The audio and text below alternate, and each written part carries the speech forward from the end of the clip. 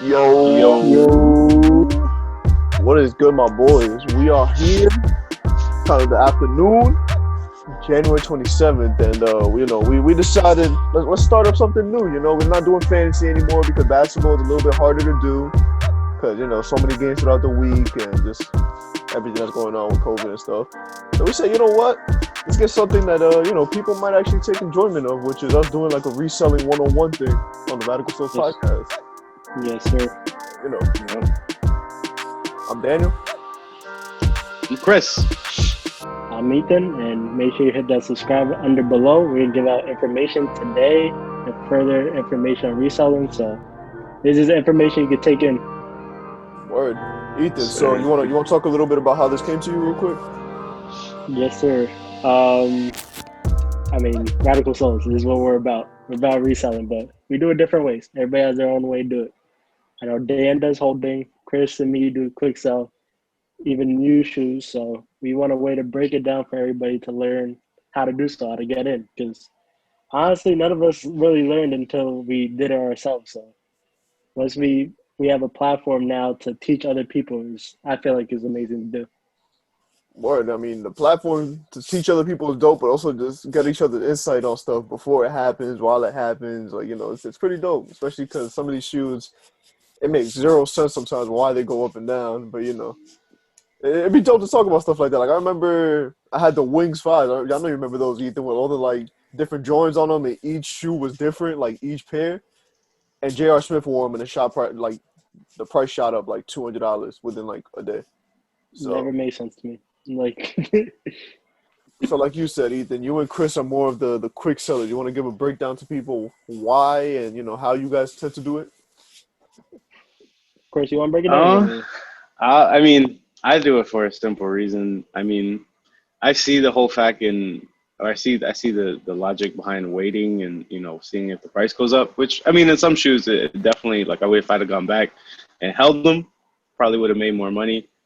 But I don't know. For this is kind of going into a back. I don't know if you do this, Ethan, but for me, it's like the quote unquote ROI, like the return on investment. Like half of these shoes that I'm buying are going on credit cards, like, money that needs to, be in and out of my account. And it's just speaking personally. So the faster I can sell it, the faster I can reap the profits. In my case, I give the credit card money, back their money, and I keep the difference. And whatever what I'm saying, like that in and out is always a plus for me because I can't, what I'm saying, got 20 million other things to be paying, so this is just a little side hustle, and that's what it's gonna be for most people is a side hustle. So if you just got a credit card, you got a little credit card with $500 limit on it, you could buy one or two shoes a month and just sell them. That's why I sell them fast. What about you, E? honestly, going exactly what you just said, credit card is probably the best way to go about it because you quick sell just from that. You're not losing money. So you No. quick sell, make the profit, put your credit card in, getting credit score up. You keep putting in money and taking it out. So I find it perfect just doing it that way because I do the same exact thing. I don't like touching my personal money instead of the credit card money. Facts. And I don't know about you, but like what I've been doing is I have like this one credit card. It's about a grand of a limit, and I know that I can't run up the card because once the grand is gone, it's gone. Like you know, you can't just keep running up the card. And I say, I'm gonna whatever goes on Go, it gets sold. And then I try and like it's very nitpicky of me, but whenever I get the money from Go or StockX or wherever, eBay, I take that money, pay off the exact amount of whatever's charged, and I'll take that leftover and put it into a whole separate account that I don't even have a debit card for, and just leave it in that account and just let it grow by itself. Or, if I want to end up putting it into a stock or, different, if you want to make it into a different investment, you could do that. But just to know that you've reaped these profits and that's what it is. So it's cool to see it grow after a minute. That's honestly amazing. Like you can't give any better advice than that. Like not touching that money, use it for another profit, another stock or Yeah. anything else Yeah, that we invest in. But that's kind of the route I went after a while. You remember, Ethan? Like I opened up a whole nother separate bank account, like in a whole nother bank.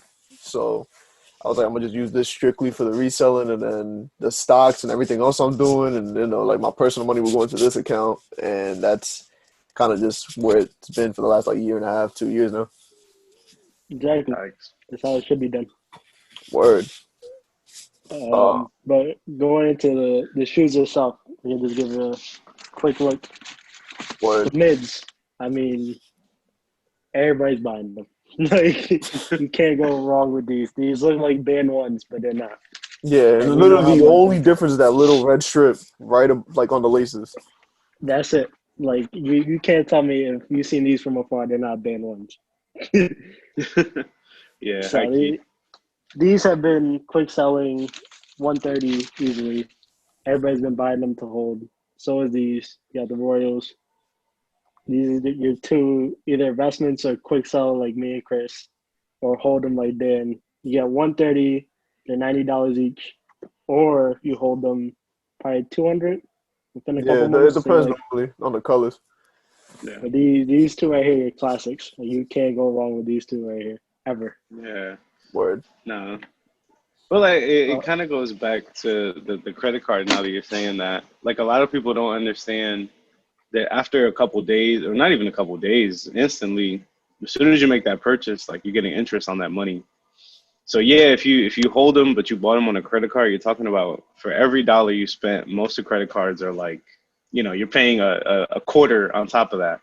So you spend $100, you're really spending 125 if you wait for that statement to come out and then for them to charge you interest. So you got to keep that in mind as well, because a lot of people will be like, "Oh, well, I got it. I think I can hold it." But it depends on how you bought it. If you got the money cash and you want to go the cash route, then yeah, by all means, hold it. But would not recommend holding and buying on credit cards, letting your Nah, credit nah, nah, cards nah. rack up like You that. can't.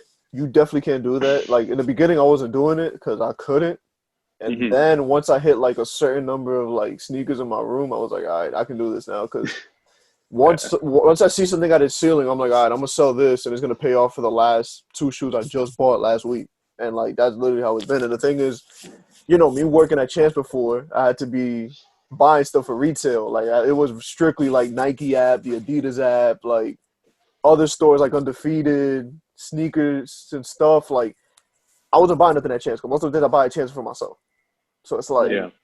yeah, that's the only reason, the main reason I was holding. And then after a while, it's kind of like, yeah, I mean, holding ain't bad because it's going up OD in price. So, and I'd rather let the people kill each other on StockX first. For example, like when what shoe was it that I recently just bought? The navy and white 12. Yo, they did a restock on them. They dropped down a little bit. People were killing each other the first few days to like sell them and stuff the first week or two. And now the price is steadily like climbing up. So you hold it, it gets to like three something. And like I said, I have other shoes I've done that with already. So I have shoes from like last year that I bought that now they're like at 400, let's say, and I'll sell those and buy the next release. And I'll look at the release before it comes out to know, all right, let me sell this shoe now. It comes out in a week, put it on the credit card, and I'll have the money already there. And once it like settles in, I'll just fucking pay it off. Yeah. So It if you're makes yeah, doing the perfect holding sense route, like because Chris said, you can't do that in the beginning. That ain't something you're gonna do the first 3 months, 2 months. Nah, yeah, you definitely can't do that definitely yeah. can't. No, definitely. unless you got the money already saved up some way, shape, or form. But if you just That's a started, nah. fact. Nah. And I mean, no. Go ahead, go ahead. No, no. Literally, I said, yeah. I was gonna say, do you guys want to kind of get into those alternative? How can you say? Well, I know Dan does it a lot, but like the alternative flips, like the cards, the funk pops, anything you guys can find. I mean, the Funko market is insane, dog. Like I have literally right behind me. I usually do videos with these. I got a Danny Phantom one right here. I don't know. I mean, the light's not gonna help the situation. Hold up, I got you right now. So this was a Comic Con convention when I came out during the summer. I paid $15 for this shit. It's going for like $70 right now, and this is the only Danny Phantom they've ever dropped. So unless they drop more or they do more Danny Phantom characters, I do not see this going up anytime soon. Like, I mean, not going up, well, going down, and it'll just keep going up once they vault it. The Funko community got something called vaulting, where like they, technically speaking, stop the production of it, even though once it's Comic Con, it's vaulted. Technically speaking, the minute it sold out. So Yeah, like the Funko Pop is actually a crazy market that like it's something cool to collect. And like if they ever decide, yo, we're going on bankruptcy, like it's a wrap. Them shits are going for bread because they're never making Funkos ever again. Wow. And it kind of went back to like me looking at things from when I was a kid, and I'm like, bro, I had Buzz Lightyear toys back in the early 2000s that are going for like $300 now, and I'm like, bro, this shit was like $50 when I was a kid. Like, and I used to break these like once every 3 months playing with them so much. So I was like, you know what, we getting into this little market. Not Yeah. for nothing, when it comes to like trending stuff, like the Wanda and Vision, they just dropped that. So they're gonna have the series out right now. It's on their third episode, so it's gonna go up. So like things like that, you just know like if it's trending upwards, then you buy it for retail and you sell it for a little bit more. Now, with that being said, we remember what happened with Game of Thrones. I mean, Game of, season 8 was just bad. Like we can't we can't predict that. We thought it was so hyped that everybody and their moms was Yo, watching Chris, I it, and kid you then not, bro. Me and Ethan bought Funko Pops that were going for like $40 at the time for retail. Yo, season 8 came out of Game of Thrones. It was great the first like what 3 episodes, maybe 2 episodes, and then it just started to like slowly decline. And the last 3 episodes like just made it fall off to the point where everything's retail under retail now. Damn. Well, thank God I never watched the Games of Thrones. So thank God for that. Going to what you said though, Chris, sports cards. I mean, we all watch sports here. We talk about sports 24/7. The rookie cards. We know who's gonna come out amazing, who's gonna come out investing wise. Like Justin Herbert this season came out phenomenal. If you brought it before he got hot, then you're making a crazy profit. Or even if you find the boxes for like near retail and you just so happen to find his cards inside those boxes. oh, that's true too. So Yeah. yeah, So I mean, there's definitely. I was gonna say for a guy like me that you're just watching this and all you got is a sneakers app on your phone and you know nothing about this market. How does one enter this market? How do you get into this? Like what do you really have to know? First, start off with some money in your account. Do not go in blind thinking, yo, I'm gonna buy the sneaker for $100 on my credit card. Like for example, let me just give example one. I bought the Ray Gun Air Forces on the sneakers app, right? Hmm. $110, and these are below retail right now, like 102. So either A, I'm gonna hold them, or B, thanks to the Nike app, you can return for free returns. But it's not convenient. Like if you're just starting with $100, you're gonna put it straight on your credit card, and then you're like, damn. So I gotta return Yeah. these within 3 weeks, and my credit card is due next week, and kind of butchered that. So I would say at least start with like $1,000 just to be like with that safe bet money there. Okay. And what about the other side, like the cards and the other objects that you would see? Like how does one really get into that? Like how would you get into that, per se? Like because I know obviously you're an experienced professional in these cards and things like that, but that's not my realm. I don't know nothing about that. So More for me, more than anything, you gotta research. Everything you do, you have to research before the market. I mean, for you, Chris, I know it's stocks, so I'm not gonna jump into stocks like, oh, let me invest in this, and then it just goes down. It's like, what did I do? So it's the same yeah. thing. I feel like for every market you jump in, it's just you gotta research beforehand. Okay. Okay. And even And then, you gotta look at the research you're doing because sometimes some of these people be on some next shit, and you're like, wow. yeah, and that's what I was gonna say. Like what can you really get some accurate research from? Like what are some of the sites that you guys use? Like, anything like that? It's actually funny. I kind of use StockX in a sense. So like for example, I had this brand of cards. Like I literally just opened this shit yesterday. Rookies and Stars from Panini. Like Ethan put me onto this dude, sports card investor, Hmm. and he was kind of just talking about like the hyped cards and stuff. So I started looking at the prices of these boxes, and I was like, okay, I bought this box in retail. If I see the price going up, it's because people either A want them or B they're just selling them right now because it's high and no one knows why it's high. They're just selling it. So regardless, if people see the price of the box going for like $80, the price of the card should be higher, and it ended up being higher. And most of the cards I've gotten have been pretty good so far. And like it's things like that. Like you got to know which boxes you're buying because there's some boxes that if you buy it, like it's not gonna do anything, and you just gotta like see if there's a resale price on the box, like a realistic reselling price. If you go to eBay and you see a offer of $700 for some booty ass box. Like that's Yeah. just one person. If you see bids of like $150 on a box, it's like okay, the people that are willing to pay 150 for this box for God knows what reason.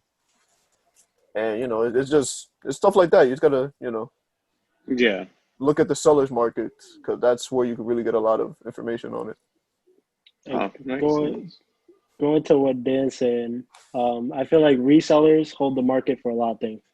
So if everybody's buying resale wise, like resellers, then no one's buying. Like we're the one that controls the market. If we're all selling for 215, I mean, then we're not really. It's hard to say because if it's just resellers that have the market in control, that means regular people have to buy more. But if it's like too much equality, like when the 11s come out in December, there's like a million pairs come out, then you're not making much because everybody's selling at the same time. Yeah, and you got the true Yeah. resellers who know like, all right, I'm gonna sell this at 300 because realistically gonna go for 300. And then you got little Timmy, that's what his pops buying a pair, selling it for like $10 profit or under retail because they don't know that StockX takes out percentages and Gold takes out percentages and eBay. So Yeah. So, and now that you start talking about eBay, yeah, Chris, get into your segment. I kind of want to talk about the other part of reselling that I feel like isn't. I feel like nobody like gets into the used section of shoes because it can be kind of dangerous in one way because you are buying, cheap shoes, they're used shoes, they've been on people's feet, people are skeptical about buying new shoes. But I mean, half the times, the majority of the times, that's where I make the most profits, at least on my end. I mean, I'm a little bit of a nerd, don't judge me, but I have like a whole Excel sheet full of like the shit that comes in and out, the stuff that comes in and out of my house. So like if a shoe comes in from eBay and I bought it, for 30, 40 bucks, goes on that Excel sheet, whatever I sell it for, minus the fees and all that stuff, which I think is, as a flipper, you got to have some sort of like record keeping to know what you're doing. But with eBay, I usually, I'll buy, I don't want to say beat shoes, but like I buy shoes that are low key cooked, are starting to get to cooked, and the guy wants 40 to 60 bucks for them. Get them, clean them up, you know what I'm saying? Make them nice and tidy, you know what I'm saying? Put in the shoe thing, whatever the heck that shit is called, the little thing that takes the The, creases out. I the forgot shoe what that's tree? called. Shoe tree, you know what I'm saying? Get the wet towel, iron it up, you know, whatever you got to do, and then you post them right back on eBay for double the price. More than I've only had instances where it hasn't really worked out for me when like shoes are just beat. Like when you see the shoe online and then you look at the shoe in person and you're like, nah, like this didn't look like this.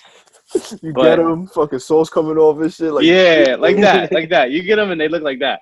But like half the times when there's people just wanting to get rid of stuff, you get guys that, they want to quote unquote grow up and they want to get rid of all their older sneakers. You find gems, bro. I know I've found like Tierra for it. My fiance, she just sold some the Mars Force, the yeah, old ones that came out like in '06, and she bought them for 20 bucks on eBay, and she ended up selling them for like almost 200 bucks. And it's just instances like that where people are just ready to get rid of them and don't want to clean them, don't want nothing to do with anything, just want them out their house. And man, it's an easy market that nobody's really tapped into. Everybody's focused on sneakers. Everybody's focused on gold. Man, eBay, you can make some money on eBay. So, and not even eBay. You can find shoes on Facebook Marketplace, your local groups in whatever area you're in.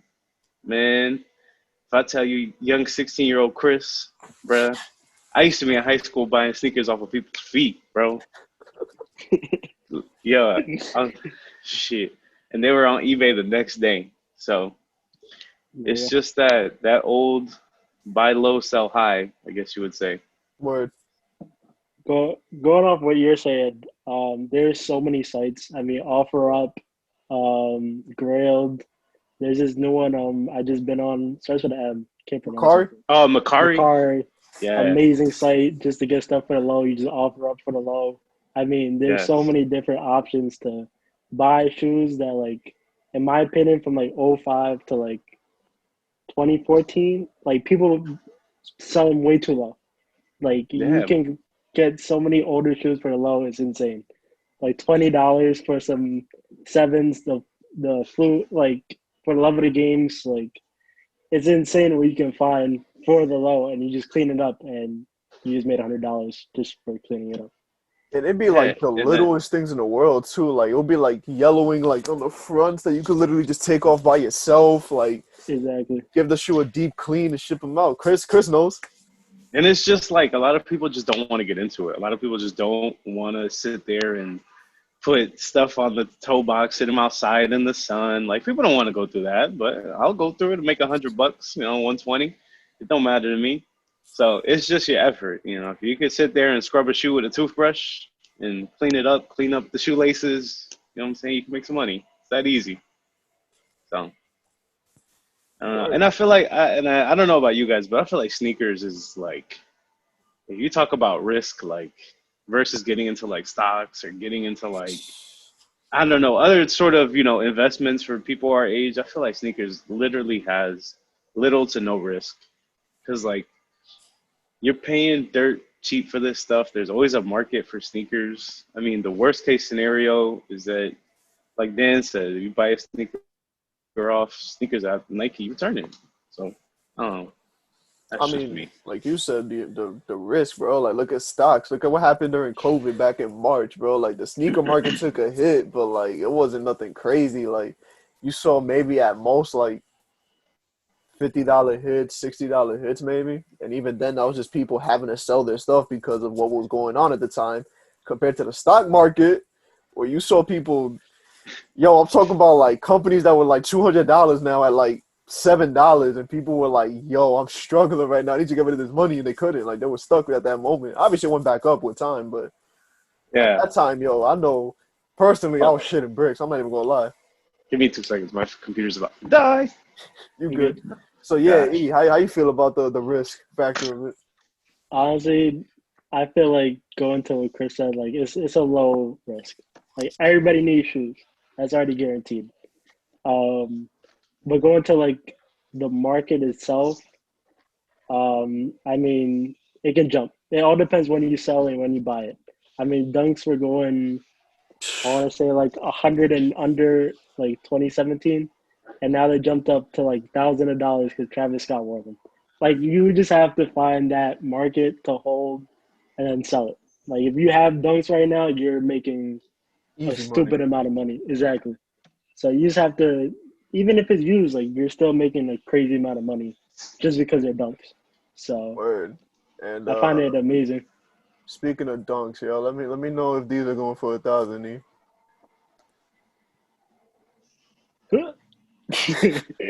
You think these going for 1,000? Yo, can we talk about how ugly this ambush line is for Nike? They're dunks. Like they're still gonna go for money, but like why? They're so ugly though. Like What? it's Who? Like, I want to know who's the one that creates some of these like designs just to sit there and really like. I would love to sit in a corner, like just in the corner, minding my business. I don't gotta work for Nike. I just want to be there for one meeting and just watch who says, you know what? Yeah, we're gonna make the logo big as hell to the point where it comes off the shoe, and we're gonna leave an open back and a flap on the sides, like it's a Rookie of the Year one or an off-white shoe, and then put something on the back that's coming out of the shoe, and this is gonna sell for bread. Like who? I want to know what's the thought process behind these shoes sometimes. And the crazy part is I the hype around these, like Ethan said, is gonna be crazy. like I wish I knew how they designed it and thought like, okay, this market is gonna make a killing with these. Like yeah. I wouldn't know. Uh, not a. I don't know. I really don't because man, like I don't know. You're Ethan. You're a guy that puts on you know stuff on the. You could rock certain things that I can't. Would you put on a shoe like this? Honestly, I know I could rock it, but would I do it? No. I would never in a million years rock I these. don't Even know. if you paid me, I don't even think I could walk around with these. And it's not even the fact that like they're different. They're just ugly, bro. Like these shits Yeah. remind me of like what's the guy's name?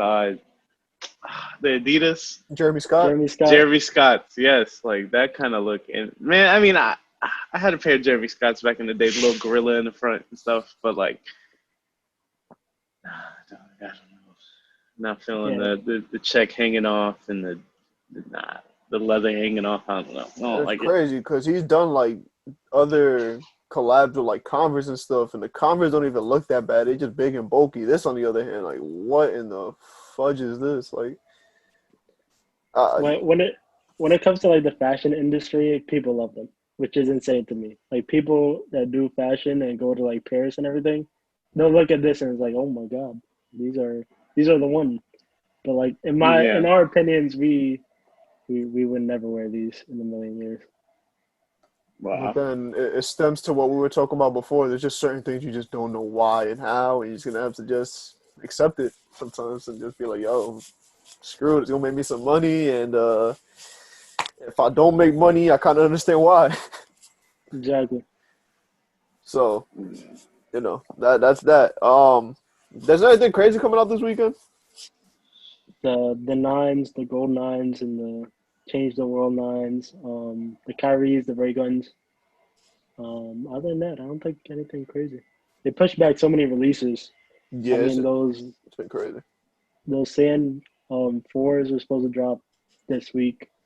They pushed back the cool grays, the Carmines the next month. Like it's just a lot of pushbacks because of probably Nike and COVID. Yeah. You understand? So yeah, and that's something else we could talk about real quick. Things like Kyrie's, $130. You see it and you're like, bro, it's a basketball shoe in 2021. Like, it's not gonna sell for nothing. And surprisingly, some of these Kyrie's be doing some crazy numbers depending on how many people wear it on court because the hype just starts to build. So, hey, if you want to make a quick $30, $40, $50, that might be something you could do. But don't put it on a credit card if you owe money at the end of the month because that's not the move right now. Not the move at all. So, but guys, we'll leave it at that for now since, we kind of don't have any shoes since January's been a bit of a rough month. And like Ethan said, if you ain't buying a mid or something small to flip, the releases haven't been too crazy. But money's money at the end of the day. So if you could buy 5 of those mids, screw it. Exactly. Well, one quick just before we go. Word. What you got? These beauties, these.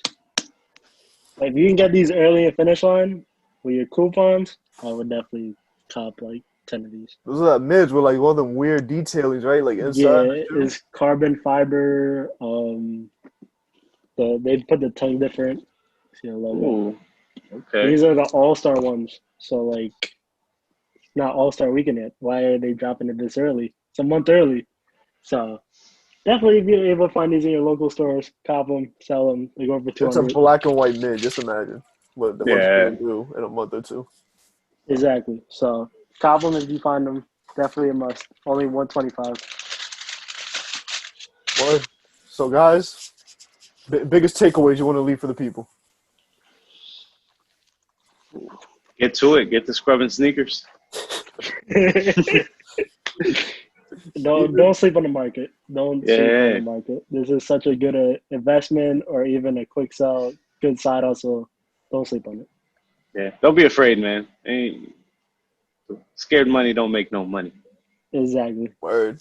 And, biggest thing to remember, not every shoe is going to be an off-white one when you're making $6,000 off rip. Sometimes you got to sell 10 pairs of sneakers for $30, take it $300, buy a Yeezy, and be like, oh, shit, it worked out. So, exactly. Sometimes, it ain't going to be that easy. But if you need help, we're here. This is what reselling 101 better be for. Yes, sir. This is what we're about. Ask questions. Leave the comments. Do something. It's all right. Let us know. Word, we don't bite sometimes if I'm hungry. But other than that. But, guys, we'll see what happens this weekend. We got the podcast episode on Friday. And there we'll be talking about these sports. And if you hear about the sports, maybe you'll buy some sports cards because you'll hear us talk about some players that the value of their cards will be going up with time. Ooh. So, guys, until then, peace out.